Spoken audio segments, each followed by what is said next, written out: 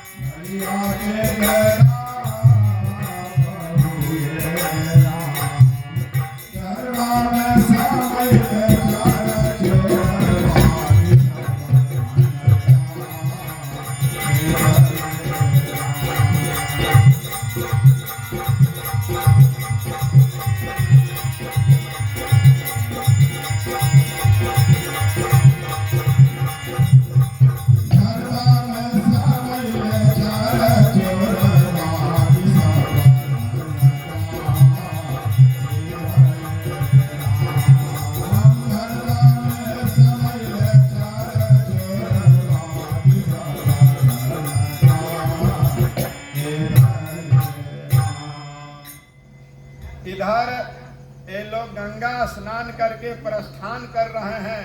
कहाँ? घर की ओर। इधर 9 महीना बीत चुका है। इधर बड़ी रानी को प्रसव हो रहा है, पीड़ा हो रहा है। नहीं, सदगुरु को याद किए कि हे सदगुरु, अब हमारी स्थिति नाजुक है, आप दया करिए, आप जो वचन दिए थे उसको आप पूरा कीजिए। इधर प्रसव होता है। प्रसव होने के बाद बच्चों को बड़ा ही खुशी से, मंगलमय, आनंदमय से पालन पोषण कर रहे हैं। आप लोग भी छठियार के दिन क्या करते हैं? नामाकरण करते हैं। सदगुरु को याद किए कि हे सदगुरु, आप जो वचन दिए थे, आपका वचन पूरा हुआ। आज मेरे बालक का नामाकरण का दिन है, छठियार का दिन है, आप आइए और इसका नामाकरण कीजिए।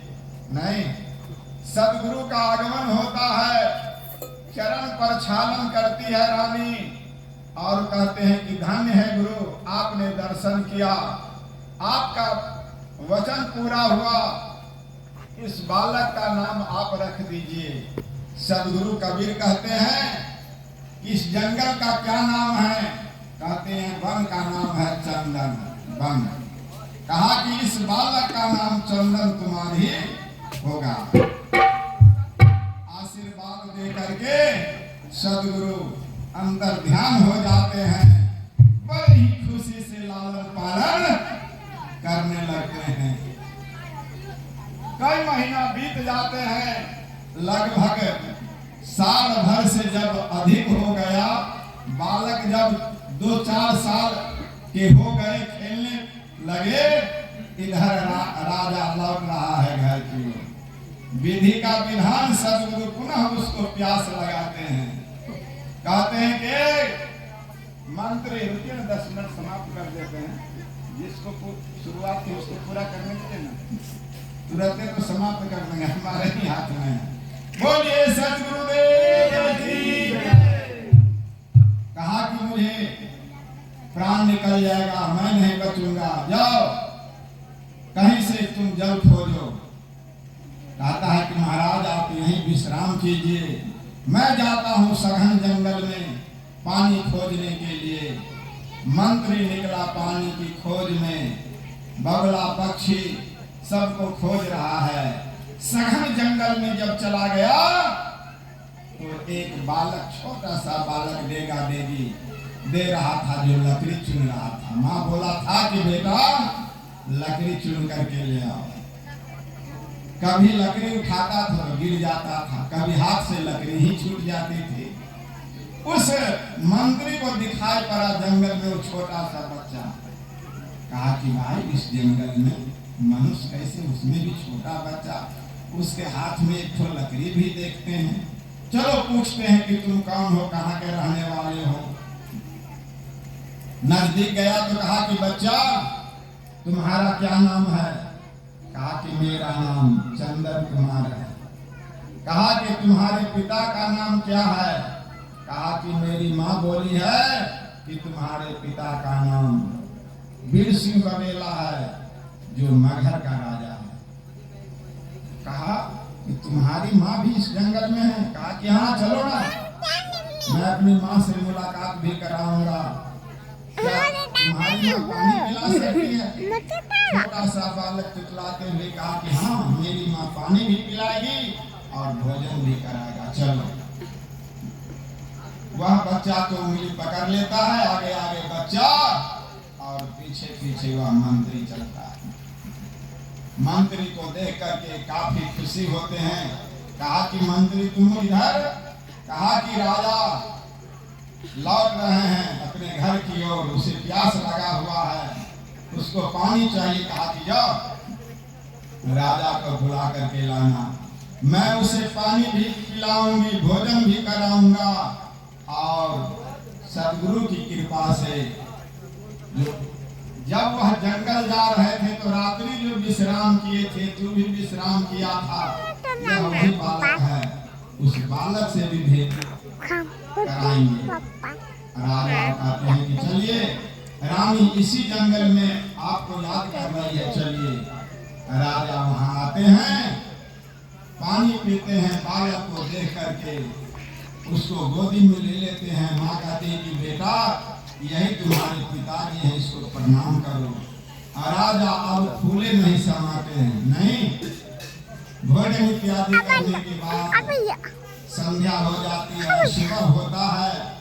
राजा कहते हैं कि रानी, हमने तुम्हारे साथ जो किया उसके लिए मैं क्षमा प्रार्थी हूँ, तुम मुझे क्षमा कर दो और मेरी एक बात मानो। अब मगहर राज चलो। रानी कहती है कि नहीं, छोटी बहन केसिया के कहने पर आपने मुझे जल्लाद को सौंप दिए थे, लेकिन मैंने भिक्षाटन किया, भिक्षाटन से जो धन मिला उसको हमने दिया, बदले में उन्होंने जान बख्श दिया।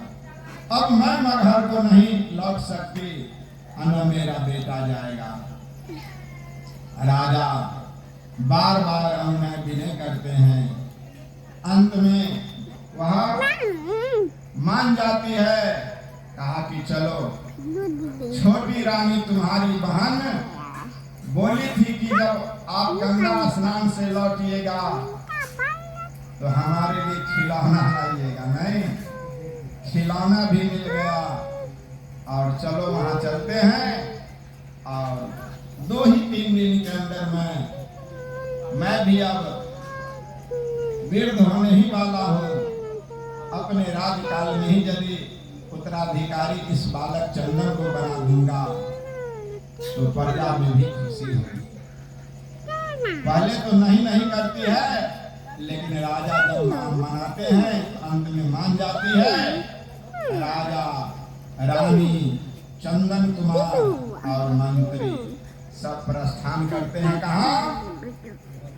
मगहर राज जब जाते हैं, छोटी रानी कहती है कि नहीं, ये मेरे सौतीन का बेटा कभी उत्तराधिकारी नहीं बन सकता है। राजा उसको आंकुश देते हैं, उसको बार बार कहते हैं कि तुम मानो, कारण तुम्हारे कोख से कोई संतान नहीं हुआ, आखिर तुम ही इसको अपना बेटा मानो और यही राज्य का उत्तराधिकारी होगा। नाना करते अंत में हाँ कहती है। पूरे राज्य में डिगडिगिया पिटवा दिया जाता है, आमंत्रित निमंत्रण भेज दिया जाता है कि अमुक तारीख को नए राजा का राज्याभिषेक होगा, इसलिए आप तमाम प्रजाओं को आमंत्रित करते हैं। सारे प्रजा आती हैं और चंदन कुमार को राज सिंहासन पर बैठा करके तिलक लगाते हैं, आरती उतारी जाती है और उसको राजा बना दिया जाता है। बोलिए सदगुरुदेव की। आइए महेंद्र जी। बाबा महेंद्र जी, बाबा के भजन यहाँ पर